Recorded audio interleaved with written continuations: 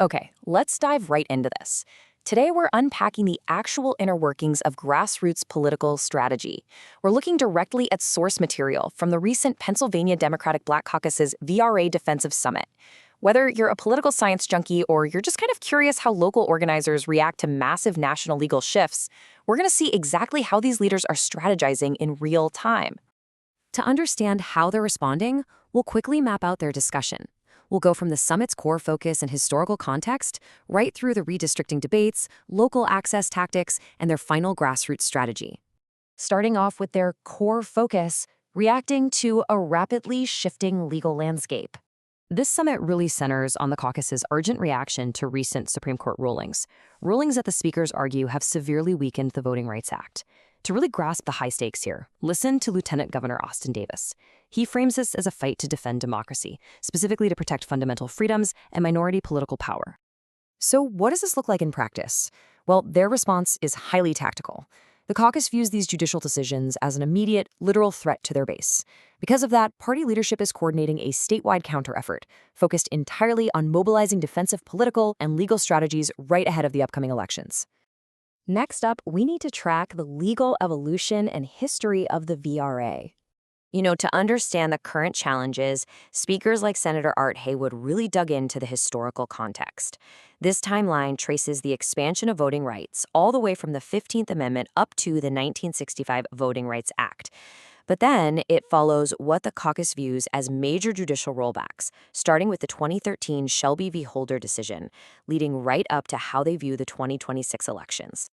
Okay, the absolutely crucial point here is a concept called preclearance. Speakers heavily indexed on the 2013 loss of this mandate. Preclearance previously required certain states to get federal approval before they could change their voting laws. The caucus argues that removing it basically gave states a free hand to implement restrictive laws. This single historical pivot really informs their whole current strategy. To put the stakes into perspective, just look at this number, 10,000. According to Senator Haywood, that's the estimated number of Black elected officials in southern states today. That's up from just 1,500 back in 1975. Organizers directly attribute this massive growth to the 1965 VRA. And that right there is exactly why they are mobilizing so intensely to defend its provisions. All right, let's pivot to the redistricting debate and how they navigate political maps and power. Before we get into the weeds of their debate, we got to define majority-minority districts. These are electoral districts intended to ensure representation. And speakers expressed some serious concern over recent rulings that they argue allow states to dismantle these specific districts. It's setting up a really complex strategic dilemma for the party. This sets up a fascinating internal debate between two very different approaches to map drawing. On one side, you have independent commissions aimed at nonpartisan map drawing. Sounds good, right? Well, speakers caution that these might actually unintentionally dilute minority power by ignoring demographics. On the flip side is legislative control.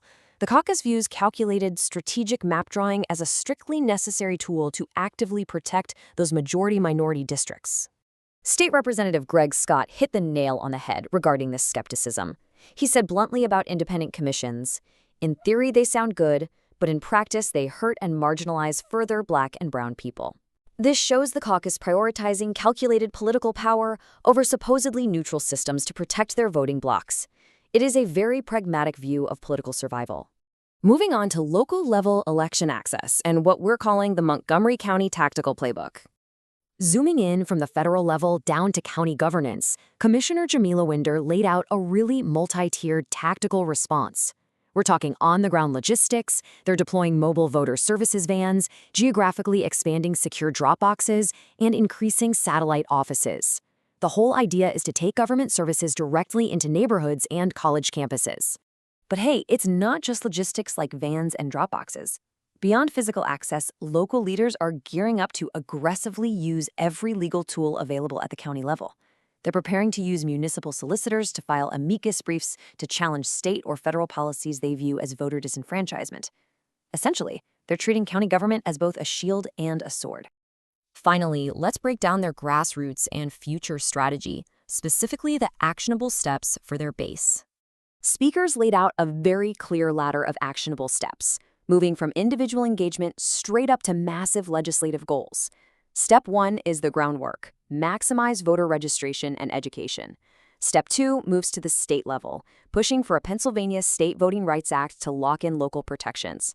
And Step 3 is the big one, flipping congressional seats to eventually pass a federal John Lewis Voting Rights Act.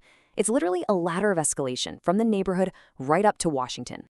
But to make that first step happen, grassroots organizers know they have to combat voter apathy. They stress the need for intentional conversations, focusing community outreach directly in everyday spaces, places like local barbershops and churches.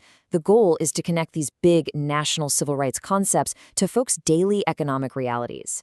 Which brings us to a massive, real-world target: 4. That's the number of flippable congressional seats in Pennsylvania that the DNC and the caucus are targeting. Organizers believe capturing these specific seats could shift the entire balance of power in Washington. It just goes to show you how absolutely critical local Pennsylvania organizing is to the national political map. So as we wrap up this explainer, we're left with a really provocative question. We've seen the history, the internal debates, and the super intense local organizing. But ultimately, how will highly targeted local grassroots strategies fare against macro-level, top-down judicial rulings in the upcoming elections? Can on-the-ground organizing actually counter nationwide legal shifts? That is for sure the defining question for these organizers heading into the next election cycle.